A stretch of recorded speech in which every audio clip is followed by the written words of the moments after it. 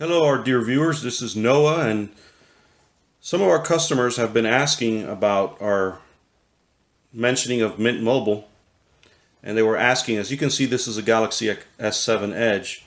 What would be the best and the most sure bet to have Mint Mobile working on your device? So as you can see here, I have a Mint Mobile SIM card, and I've rebooted this Samsung Galaxy S7 Edge, and you can see right there, it's a T-Mobile phone.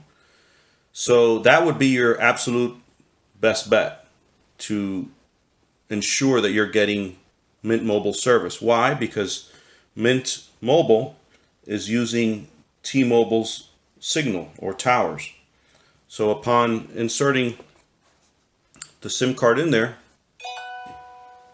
we get a message, and what you want to look at is right here at the top. Make sure that you have a signal with that SIM card and not an error message that's telling you, hey, this is an invalid SIM card. So if you were to put any of these other SIM cards that are not T-Mobile, you can even put a Metro SIM card in there, it'll work. But you don't want to put anything like a Verizon, AT&T, or Sprint, because it won't work on a T-Mobile on a phone that's locked to T-Mobile.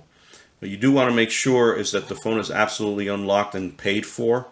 Otherwise, even if it's a T-Mobile phone, if it's not paid for, it won't work on the Mint Mobile network. But in a nutshell, if your phone is a T-Mobile phone, it'll work.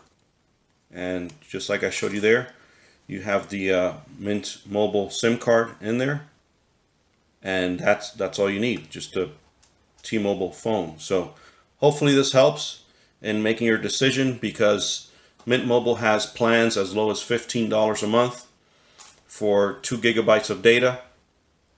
They have a $20 a month plan for 5 gigabytes of data, and then they have a $25 a month plan for that includes 10 gigabytes of data. And of course, on all 3 plans you get unlimited talk and text included. So it is a good deal if you're looking for something more economical without a contract.